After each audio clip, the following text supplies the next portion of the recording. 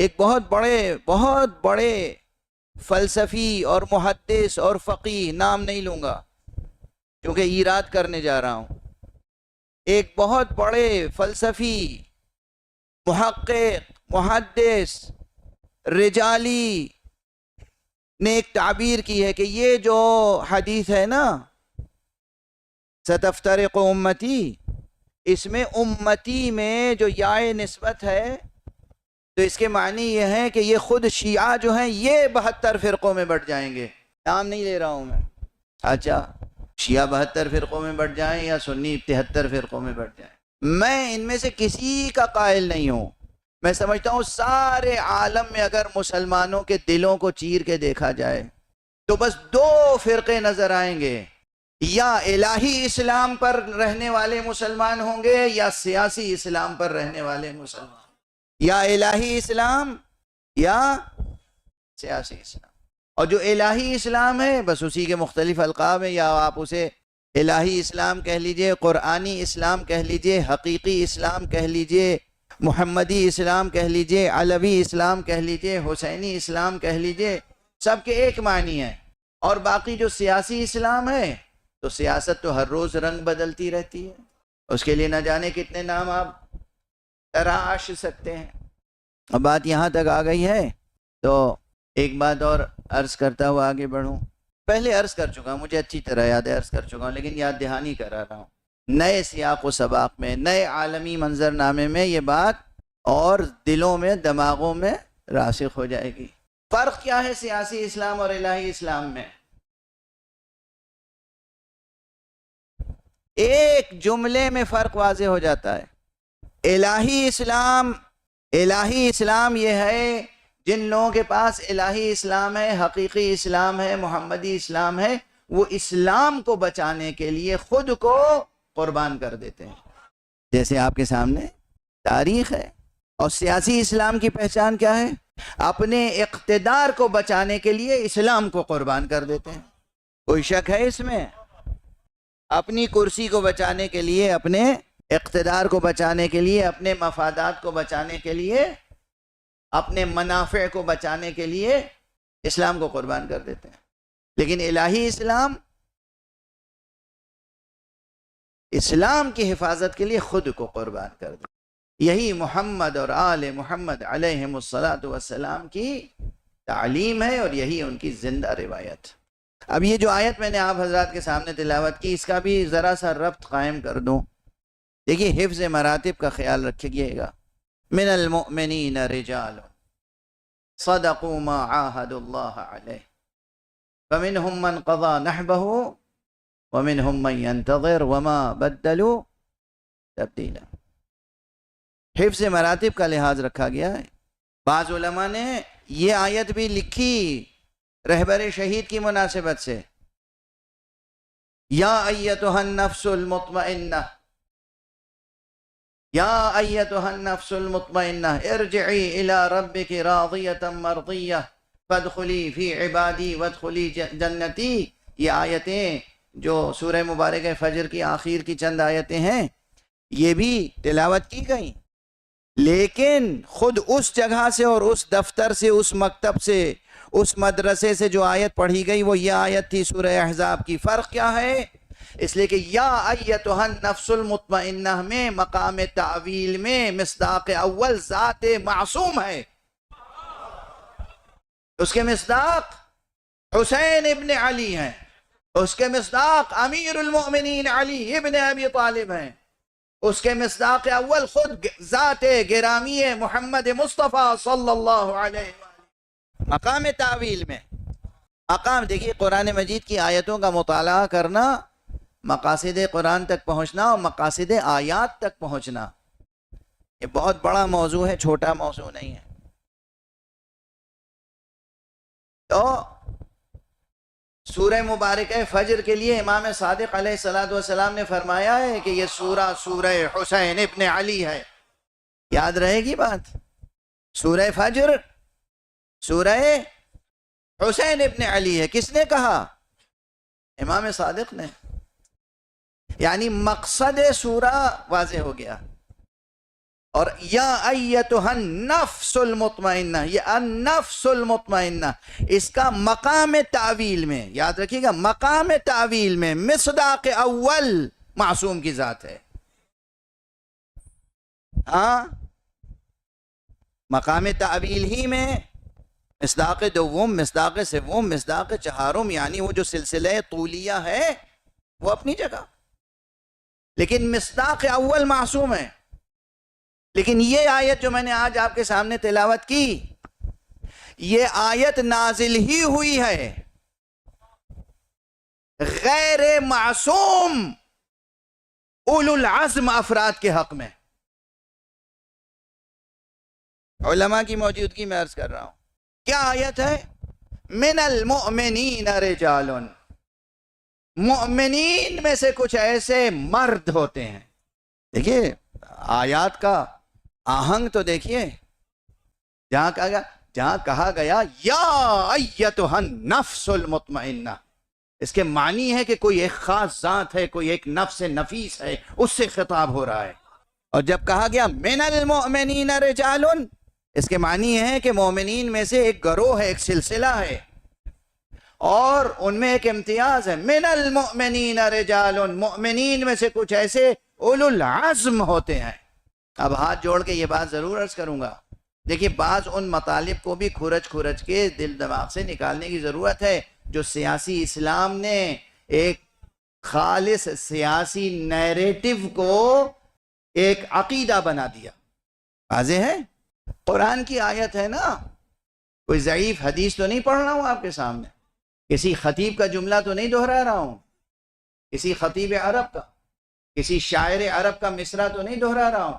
من المؤمنین رجال، مؤمنین میں سے کچھ ایسے مرد ہوتے ہیں. یہی معلوم ہو گیا کہ خدا خود فرما رہا ہے کہ سب کے سب مومنین برابر نہیں ہوتے ہیں. سادہ سا مفہوم ہے نا، جو کوئی ہفت خان طے کرنے کی ضرورت ہے، کوئی بہت ہفت خان طے کرنے کی ضرورت ہے. من المؤمنین رجال، مؤمنین میں سے کچھ ایسے اولو العزم ہوتے ہیں. ہاں ظاہر ہے بہت سے لوگ کمزور ارادے کے ہوتے ہیں، ضعیف ارادے کے ہوتے ہیں، کچھ لوگ مضبوط ارادے کے ہوتے ہیں. سب برابر ہوتے ہیں کیا؟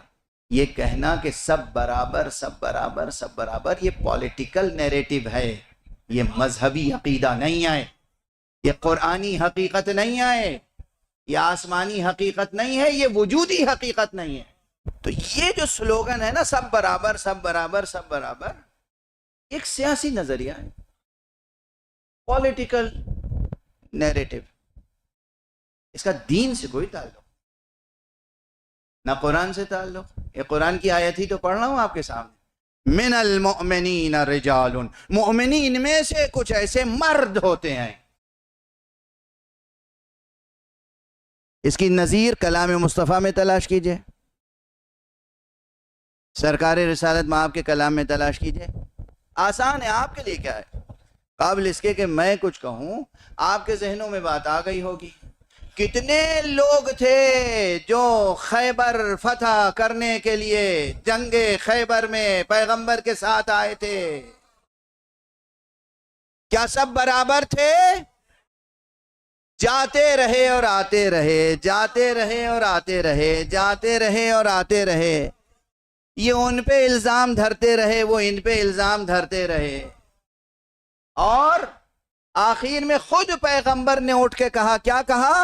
لَأُعْطِيَنَّ الرَّائَةَ غَدًا رَجُلًا، کل میں علم اسے دوں گا جو مرد ہوگا. یہ کہنا کہ سب برابر ہیں، یہ نہ دینی نظریہ ہے، نہ قرآنی نظریہ ہے، نہ فطری نظریہ ہے، نہ عقلی نظریہ ہے. ممکن نہیں ہے نا، ایک ناممکن بات کہی جاتی ہے. تو پہلے اپنے تصورات کو بھی واضح کرنے کی ضرورت ہے، اور پوری کلیئرٹی کے ساتھ جب آپ اسلام سمجھیں گے تب اسلام سمجھا سکیں گے. اگر آپ ہی کے یہاں ابہام ہے، اشکال ہے، مغالطے ہیں، تو پھر مشکل ہو جائے گی بات. تو میں آیت کو آگے بڑھا دوں قبل اس کے کہ میری طاقت جواب دے جائے. آیت کیا کہہ رہی ہے؟ من المؤمنین رجال، مومنین میں سے کچھ ایسے مرد ہوتے ہیں. اب جب یہ کہا جاتا ہے مرد، تو اس کے معنی ہی یہ ہیں، یعنی مومنین میں سے کچھ ایسے اولو العزم ہوتے ہیں. اس کے مقابلے میں وہ لوگ ہیں، مرد ہیں مگر کمزور ارادے کے ہیں، ضعیف ارادے کے ہیں، شجاعت میں کمی ہے، ہمت میں کمی ہے، حوصلے میں کمی ہے. بھئی کسی چیز میں تو کمی ہوگی. یہاں پر جو مسئلہ ہے اسے آج کے تناظر میں پھر غور فرمائیں. من المؤمنین رجال صدقوا ما عاہدوا اللہ علیہ. مومنین میں سے کچھ ایسے اولو العزم افراد ہوتے ہیں جو اللہ سے کیے ہوئے اپنے عہد کو پورا کر دکھاتے ہیں. یہ بہت بڑی بات ہے عزیزان گرامی. کلمہ لا الہ الا اللہ محمد رسول اللہ پڑھ لینا بہت آسان ہے. اس کلمہ مبارکہ سے حق وفا ادا کرنا، یہ ہے مطلوب ہم سے اور آپ سے. کلمہ لا الہ الا اللہ کی وفاداری، توحید حق صمدی سے باوفا رہنا اور آخری سانس تک رہنا. اس آیت کے ضمن میں مطالب تو بہت ہیں اور شرح طلب ہیں، بلکہ قصہ طلب ہیں، تاریخ وابستہ ہے اس سے. سب سے پہلے یہ آیت نازل ہوئی تھی جنگ احد میں، جنگ احد کے بعد. آیت جو نازل ہوئی تھی وہیں دیکھ لیجئے، تمام مسلمانوں کی کتابوں میں ہے یہ بات. جنگ احد ہو رہی ہے، جس کے لیے میں بارہا نہ جانے کتنی بار یہ جملہ عرض کر چکا ہوں. جنگ احد وہ تاریخ اسلام کی وہ جنگ جو رسول کی جیتی ہوئی جنگ مسلمانوں نے اپنی نافرمانی کے سبب ہاری تھی. مسلمانوں نے رسول کی جیتی ہوئی جنگ، خدا کی قسم جیتی ہوئی جنگ، مسلمانوں نے اپنی نافرمانی کی بنا پہ ہار گئے اور نقصان اٹھایا. اس جنگ میں، حالت جنگ میں کسی نے نعرہ بلند کر دیا، کسی شیطان نے، کہ قد قتل محمد قتل ہو گئے.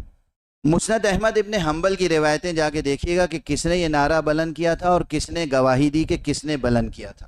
اب میں نہیں روایتیں پڑھتا، یہ ہوم ورک آپ کر لیجئے گا، ایک صلوات پڑھ لیجئے محمد والے. مسند احمد ابن حنبل کا حوالہ دے کے جا رہا ہوں، نہ ملے اس میں تو میرا گریبان پکڑ لیجئے گا، ٹھیک ہے نا. اور بہت سی مستدرک کے حاکم میں بھی دیکھیے گا اور جگہوں پہ دیکھیے گا کہ کسی نے بلند کیا. اب مسلمانوں کی ہمتیں ٹوٹ گئیں. ایک شخص تھا جس کا نام تھا انس ابن نصر، انس ابن نصر، صحابی رسول، خزرجی، مدنی، انصار میں سے. جنگ بدر میں وہ شریک نہیں ہو پائے تھے تو ان کے دل میں تڑپ تھی، ہائے میں جنگ بدر میں شریک نہیں ہو سکا. اور کہا کرتے تھے کہ کاش اب اگر کوئی جنگ ہوئی تو میں شریک ہوں گا اور اللہ دیکھے گا کہ میں اس کی راہ میں کیا قربانی پیش کرتا. جذبہ جذبہ جذبہ، ایمان، ارادہ، جذبہ. اب دیکھیے میں نہ تو اہل بیت میں سے کسی کی مثال دے رہا ہوں، نہ بنی ہاشم میں سے. انس ابن نصر خزرجی، مدنی، انصاری، یاد رہے گا. لا ہر ایک کا جذبہ قبول کرتا ہے. جناب انس کی یہ کیفیت تھی کہ اب اگر کوئی جنگ ہوئی تو میں شرکت کروں گا. جنگ احد آ گئی اور جنگ احد میں جو المیہ پیش آیا وہ آیا. حضرت انس نے میدان دیکھا کہ بہت سے لوگ فرار کر رہے ہیں، کوئی پہاڑوں پہ جا رہا ہے، کوئی مدینے واپس جا رہا ہے. جناب انس کے دو فقرے ہیں. جناب انس نے، یہ تمام تاریخوں میں ہے، مستند تاریخوں، جو لوگ بھاگ رہے تھے اور جو لوگ رسول سے بے وفائی کر رہے تھے، جو کہہ رہے تھے کہ محمد قتل ہو گئے، اب تم اپنے پہلے دین کی طرف پلٹ جاؤ. انس نے میدان میں کھڑے ہو کے ہاتھ اٹھایا، کہا اللہم انی اعتذر من ہؤلاء، اللہم انی اعتذر لہؤلاء واتبرأ من ہؤلاء. پروردگار میں ان کے لیے تیری بارگاہ میں معذرت چاہتا ہوں اور ان سے تیری بارگاہ میں تبرہ کرتا ہوں. اللہم انی اعتذر لہؤلاء، یہ جو بھاگ رہے ہیں لیکن کافر نہیں ہوئے، دین نہیں چھوڑا، ایمان نہیں چھوڑا، یہ بھاگ رہے ہیں اپنی جانیں بچانے کے لیے، اپنے کوئی مدینے جا رہا ہے اپنے گھر، یا کوئی پہاڑوں پہ جا رہا ہے، اللہم انی اعتذر لہؤلاء واتبرأ من ہؤلاء، اور یہ جو کہہ رہے ہیں کہ اپنے پچھلے دین کی طرف واپس ہو جاؤ، بت پرستی کی طرف واپس ہو جاؤ، ان سے میں تبرہ کرتا ہوں، برات کرتا ہوں۔ اور اس کے بعد آستینے الٹ کے تلوار لے کر ٹوٹ پڑے دشمن پر۔ دیکھا سامنے حضرت سعد ابن معاذ ہیں، کوئی اور نہیں، سعد ابن معاذ، سعد ابن معاذ، سعد ابن معاذ، سر جھکائے زمین پر بیٹھے ہوئے ہیں، سر جھکائے زمین پر بیٹھے ہوئے ہیں۔ انس ان کے قریب سے گزرے، ہیں سعد کیا ہو گیا ہے؟ کہا محمد قتل ہو گئے۔ کہا محمد قتل ہو گئے تو تم جی کے کیا کرو گے؟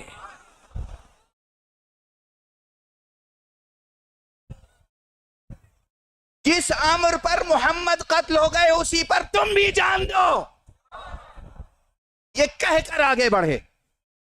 جنگ کی بے پناہ جنگ، زخموں سے چور ہوئے زمین پر گرے، شہید ہو گئے۔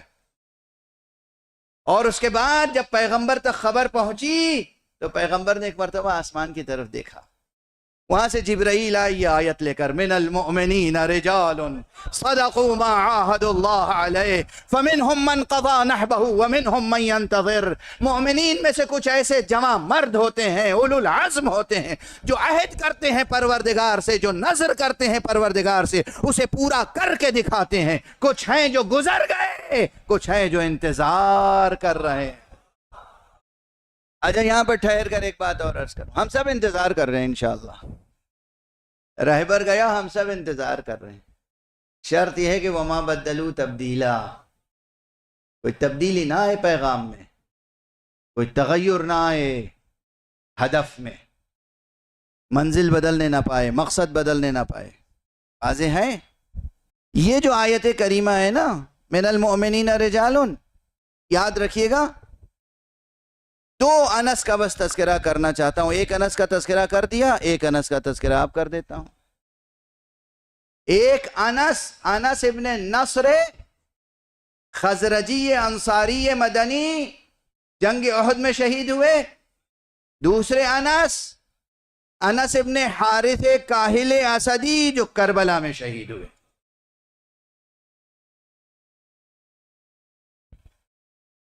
انس سے انس تک ایک تاریخ ان رجال کی، ان اولو العزم افراد کی، جنہوں نے جو عہد کیا وہ پورا کر کے دکھایا۔ بس دو تین فقرے عرض کروں گا۔ یہ انس ابن حارث کاہلی اسدی، جا کے رجال کی کتابوں میں تلاش کیجئے گا، استیعاب، اصابہ،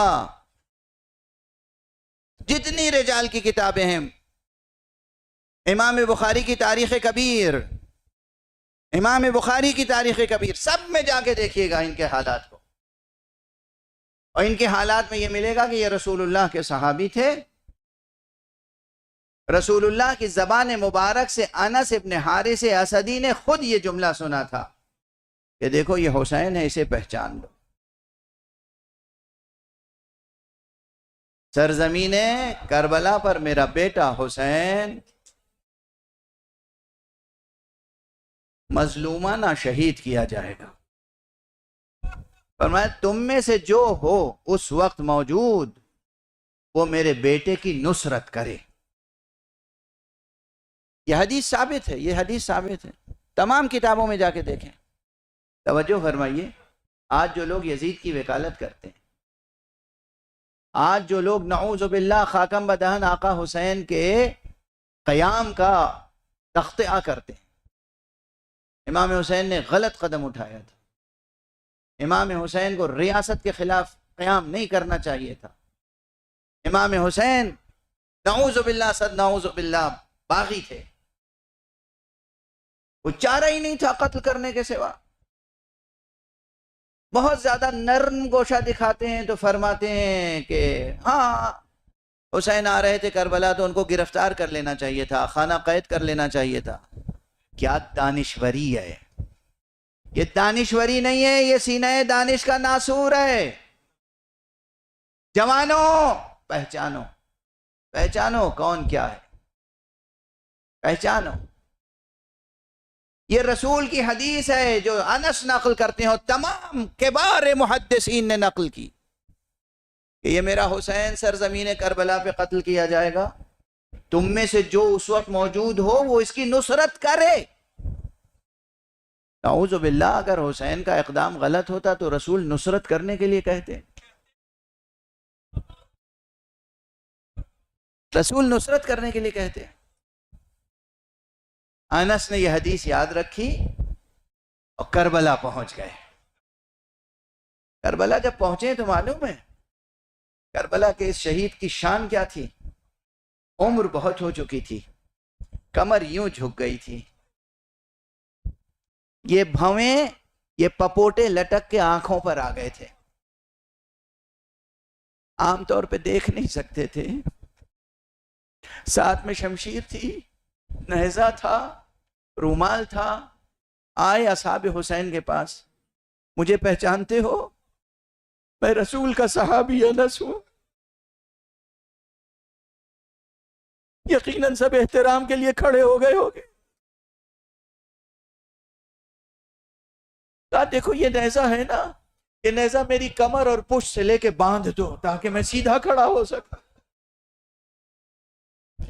یہ رومال لو، یہ میرے پپوٹے، یہ بھویں اوپر اٹھا کے یہاں باندھ دو تاکہ میں دیکھ سکوں۔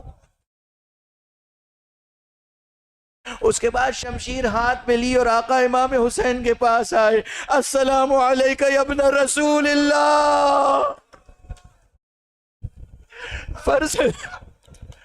فرزند رسول آپ پر سلام، السلام علیکہ یا ابا عبداللہ، ابو عبداللہ آپ پر سلام۔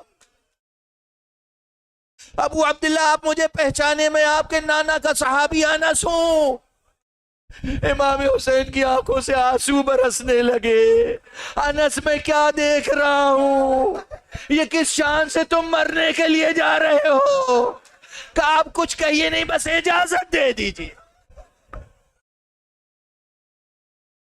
وہ انس ابن نصر احد کا شہید، اور یہ انس ابن حارث کاہلی اسدی کربلا کا شہید، رسول کا بوڑھا صحابی، بعض روایتوں کے مطابق یہ حبیب ابن مظاہر سے بھی زیادہ سن و سال میں تھے، جنگ کی، اور مورخین لکھتے ہیں بے پناہ جنگ کی، اس لیے کہ سن و سال کے گزر جانے سے جمع مردی کم نہیں ہوتی، شجاعت کم نہیں ہوتی، بے پناہ جنگ کی، کئی ظالموں کو تحت تیغ کیا، اور ادھر سے منادی آئی، تم جانتے نہیں ہو، تم جانتے نہیں ہو کہ یہ کون ہے؟ یہ انس ابن حارث کاہلی اسدی ہے۔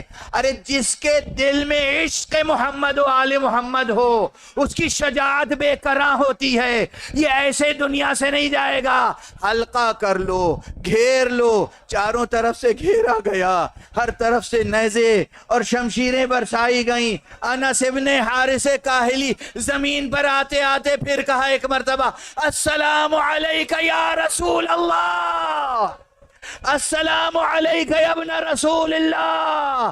اے حسین، گواہی دے دیجئے گا کہ میں نے حق وفا ادا کیا۔